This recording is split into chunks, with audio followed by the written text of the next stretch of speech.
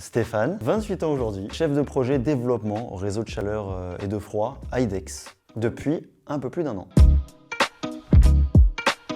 J'ai travaillé 2 ans dans les missiles et j'avais envie de changement. Comme j'ai une grande conscience écologique, j'avais envie de la mettre en application dans mon travail. Et du coup, j'ai postulé à IDEX, un acteur majeur de la décarbonation des territoires. C'est un groupe de taille intermédiaire, une entreprise de taille intermédiaire. Le respect est de mise et également une très bonne humeur. Et on répond à des projets très intéressants avec beaucoup de diversité.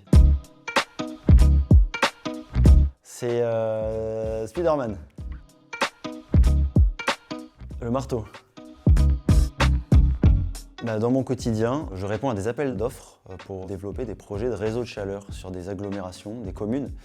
Et donc c'est vraiment des projets qui sont gigantesques et qui permettent de vraiment décarboner l'ensemble d'un territoire, donc plus qu'une ville même.